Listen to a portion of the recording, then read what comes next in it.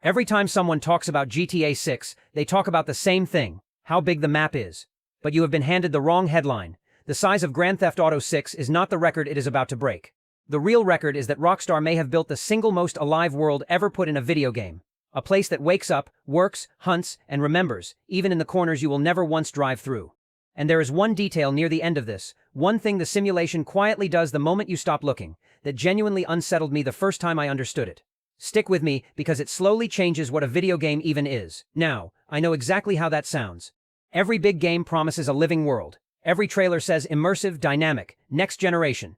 We have all heard it 100 times, and we have all watched that promise fall apart the second we actually pressed play. Into pedestrians that walk into walls, and a city that freezes the instant you turn your back. So why would this one be any different? Why would GTA 6 be the game that finally delivers the thing everyone else only puts on the box? By the end you will see exactly why, and you will see the specific pieces of this world that have never really existed in a game before. But we have to build up to it, because the most impressive part is not the part you would ever guess first. So start with the people, because that is where almost every other open world falls apart first. In most games the crowd is wallpaper.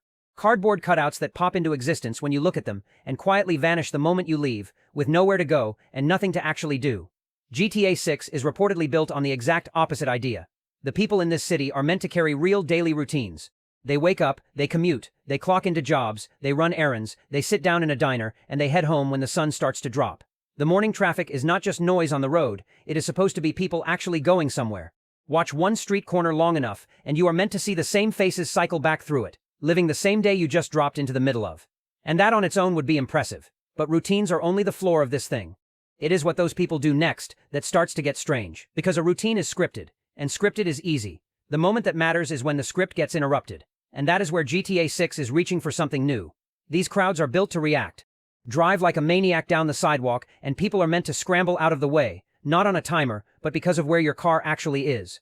Pull a weapon, and the street does not just play a panic animation, it empties, people run, some of them lift their phones to film you, some freeze, some call it in. Rain starts, and pedestrians pull jackets over their heads and duck under awnings.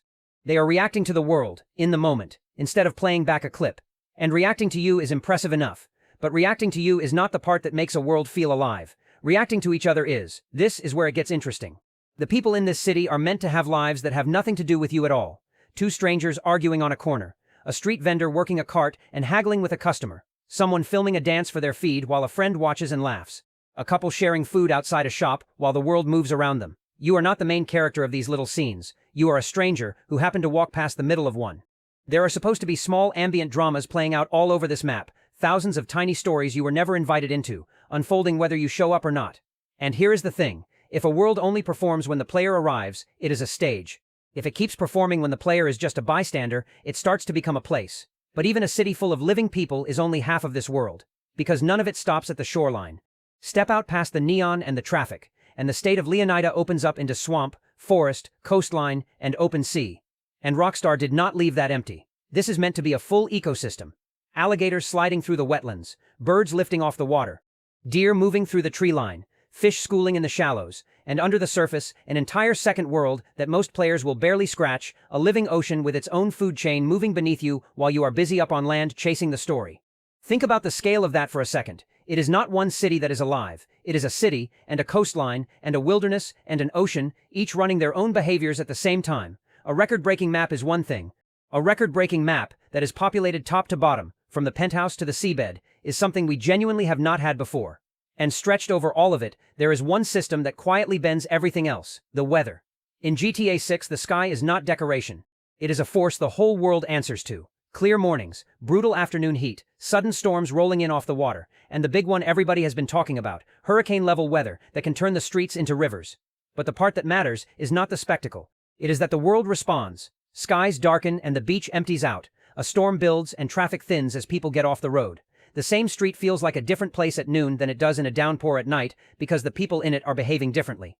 Weather is the thread that ties the whole simulation together. The people, the animals, the water, the traffic, all reacting to one changing sky.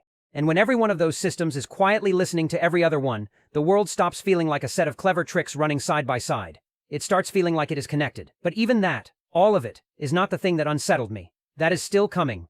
Because there is one more layer stacked on top, and it is the one people who have played the older games know to look for. This world is built to remember. Cause enough chaos, and the response scales to what you actually did. Push your luck and the consequences follow you instead of resetting the moment you round a corner. The city is meant to hold on to your actions for longer than a single street, so that you are not dropping into a world with amnesia every few minutes. It reacts, it escalates, and it carries the weight of what you have done with you. Living routines, crowds that react to each other, a full wilderness and a living ocean, a sky that rewrites the mood of the entire map, and a world that remembers you. Line all of that up, and you would think you had the complete picture of the most alive game world ever built. You do not, because everything I just described still has one silent assumption baked into it. And that assumption is exactly what GTA 6 is trying to break. So here it is, the turn. Remember the detail I promised at the very start, the thing the simulation does when you stop looking? Every world I just walked you through, the routines, the reactions, the wildlife, the weather, they are all things you see because you are standing there watching them. The unsettling ambition of this game is that the world is meant to keep running when you are not. The districts you never drive to are still supposed to be living their day. The people you never meet are still following their routines. The simulation is not built to revolve around you, waiting in the dark until you arrive to switch it on. It is built to keep going without you. And that is a genuinely different idea of what a game world is. In almost every open world ever made, you are the sun, and the entire universe only exists in the circle of light around you. GTA 6 is chasing the opposite. A world where you are not the center of anything. Where you are one person moving through a place that was living before you got there and keeps living after you leave. A city that, quietly, does not need you at all. And once you feel that, you understand why all of it matters. This was never really about the size of the map. A big empty world is just a long drive. What makes GTA 6 feel alive is not how much space there is, it is that the space is indifferent to you. The people have somewhere to be. The ocean has its own life. The storm is coming whether you are ready or not. And the world will go on with its day the second you look away. That is the record Rockstar is actually reaching for, and almost nobody is talking about it, because everyone is still staring at the size of the thing. The map was always the wrong headline, the life inside it is the story. So if this made you look at that trailer completely differently, subscribe, because this whole channel is about the hidden systems inside the biggest game ever made, the details everyone scrolls right past. And the next one, about a part of this world Rockstar has barely shown us on purpose, might be the one that finally gives the whole thing away.